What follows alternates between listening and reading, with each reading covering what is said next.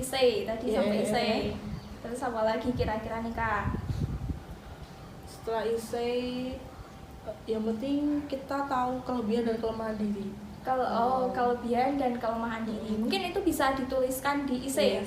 Ya enggak di ISE tapi di salah satu kayak form pendaftaran akun LPDP itu ada kayak kita disuruh nulis kelebihannya kita apa, terus kelemahannya kita. Jadi di akun LPDP itu kita nanti kalau semisal mau daftar, jadi kalian klik aja ada tombol daftar beasiswa. Jadi kalian klik daftar beasiswa, terus kalian isi deh mau jalur apa, terus kalian isi mau rumpun apa atau jurusan apa gitu loh. Kalau saya kan rumpunnya ilmu formal, jadi matematika murni.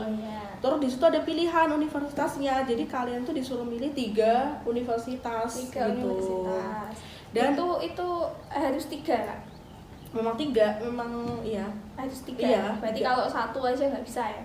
Kalau 1 ya kita dikasih pilihan 3, kenapa milih 1 gitu loh. Iya juga sih. Iya, manfaatin aja pilihan itu gitu. Itu dipilihin 3, terus dipilihin 3 kan kayak kita milih ini milih 3, terus habis milih 3 kita lanjut ke biodata sih, kayak isi informasi lebih tentang kita, ada kelebihan, kekurangan, terus kita tuh pernah ikut workshop atau apa aja, seminar apa aja. Jadi kalian semasa kuliahnya ketika aktif di seminar ataupun organisasi itu kan pasti ada sertifikatnya ya, atau piagam penghargaan, kumpulin aja semua. Jadi itu kalian masukin aja semuanya di pendaftaran LPDP. Ya, tapi jangan berkecil hati untuk yang sebelumnya mungkin minim pengalaman, mungkin seperti saya ya. Ya it's okay, mungkin jalannya kan masih bisa gitu kan. Ya, intinya jangan berkecil hati, siapa yang berusaha pasti akan ada jalan lah.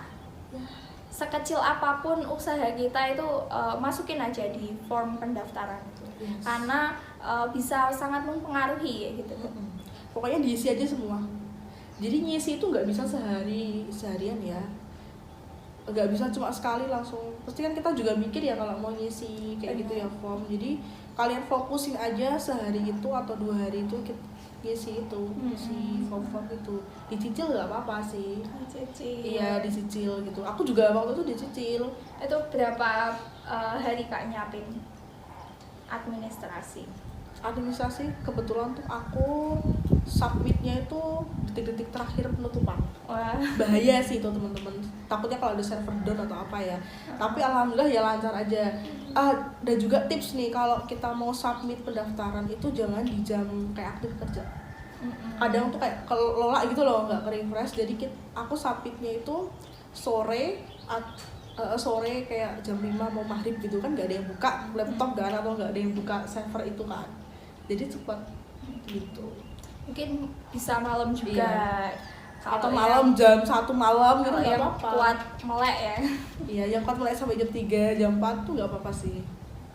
Oke, lanjut apa Kak? Selanjutnya setelah seleksi administrasi ya.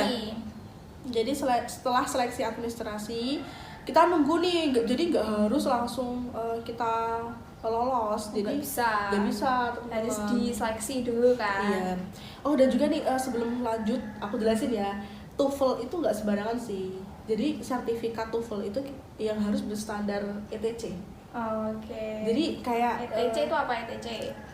Bisa dijelasin kalau bagi yang kurang tahu. Pokoknya yang dari itu loh, USA atau dari Australia itu loh, yang dari sana langsung lah English testing system ya. Yes, pokoknya itulah. Pokoknya harus bener-bener, kita nggak boleh kayak ngambil lembaga TOEFL itu di sembarangan lembaga. Jadi nggak semuanya mengeluarkan itu ETC kayak gitu. Oke, good.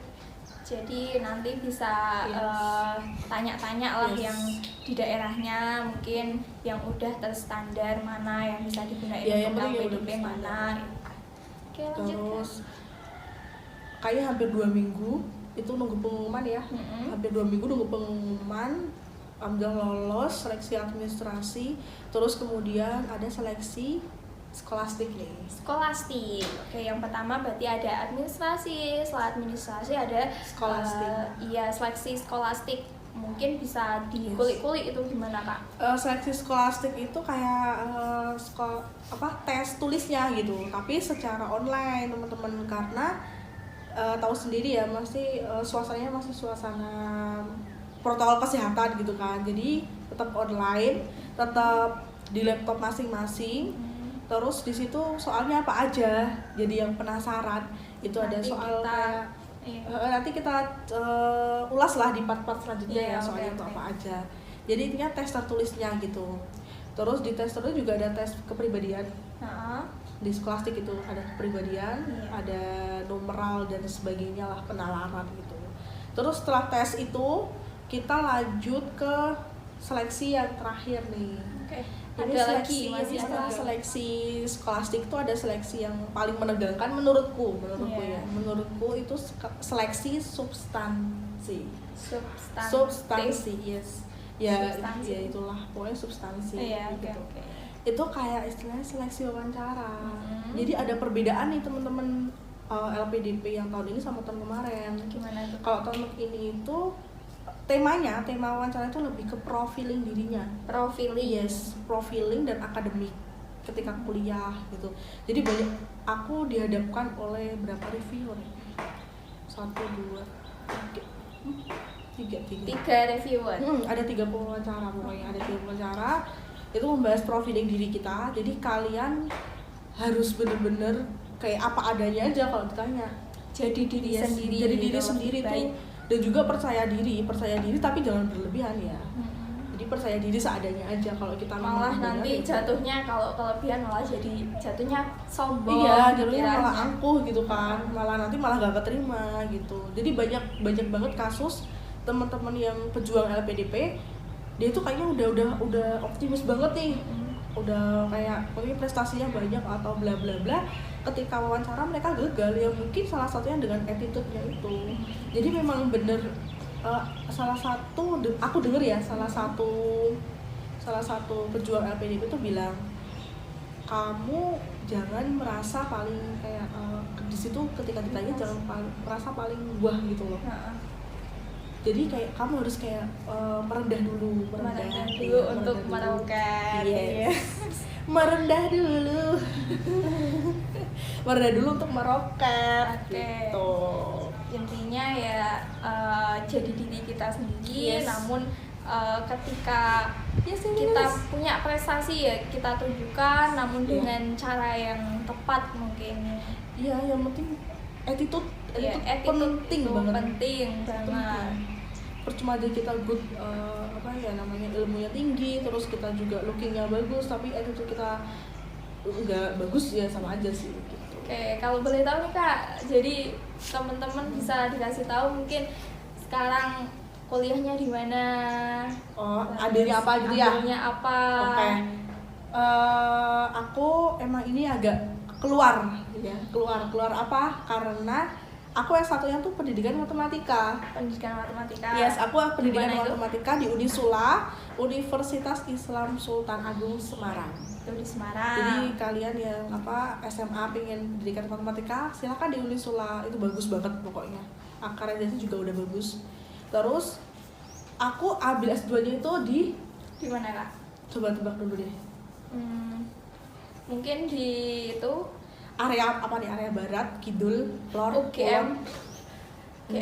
Ya, UGM salah satunya aku ambil. UGM salah satunya. Iya, salah satunya UGM diambil. Tapi tujuan pertama itu gak di UGM, tapi di ITB. ITB teman-teman. Iya, di ITB. Gila. Dan itu susah banget sih masuk situ pasti.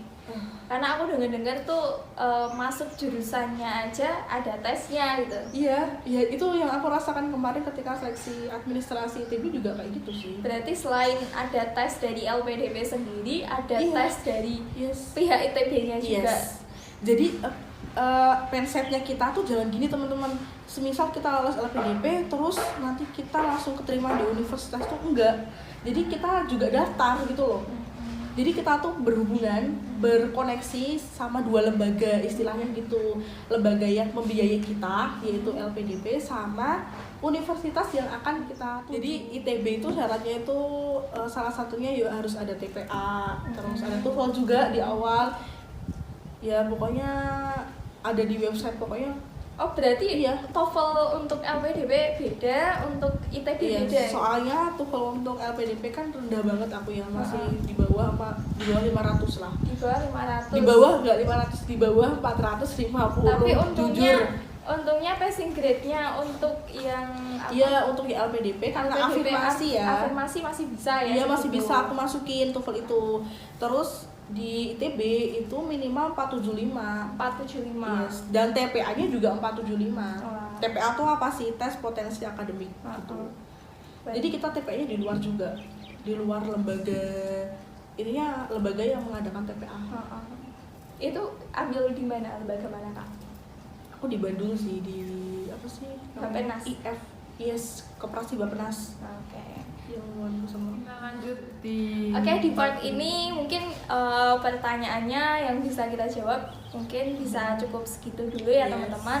Untuk next part kita akan buat lagi mungkin mengenai apa namanya, lebih detail ya, iya, lebih mengenai detail seleksinya sih. bagaimana seleksinya, terus tips-tipsnya, terus trik buat isi yang bagus kayak gimana, mungkin Yes. kita akan buat di part selanjutnya. Untuk teman-teman yang mau apply beasiswa LPDP ini sebisa mungkin dipersiapkan dari sekarang karena memang perlu persiapan yang cukup lama dan enggak instan. jangan lupa beasiswa LPDP udah buka kemarin tanggal 4 dan akan ditutup tanggal berapa Kak? 5 Agustus. Tanggal 5 Agustus. Jadi masih banyak waktu nih. Mumpung masih banyak waktu bisa dipersiapkan dari essay, dari TOEFL-nya teman-teman. Terus jangan lupa juga tetap semangat dan gimana ya, intinya Jangan pantang menyerah. Iya, jangan pantang menyerah. Beasiswa itu tidak untuk yang pintar aja, nggak untuk yang cerdas aja, tapi yang bisa. punya keinginan kuat dan mau berkembang menuju yang lebih baik. Khususnya untuk pendidikan di Indonesia. Ya, khususnya untuk pendidikan di Indonesia, bisa juga di sektor-sektor lain. Yes. Kita bisa apply di beasiswa karena memang apa ya, bidangnya itu luas banget dan enggak cuman beasiswa dalam negeri dan luar negeri aja,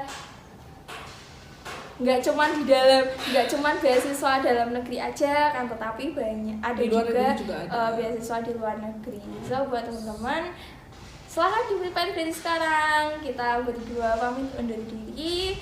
Wassalamualaikum warahmatullahi wabarakatuh.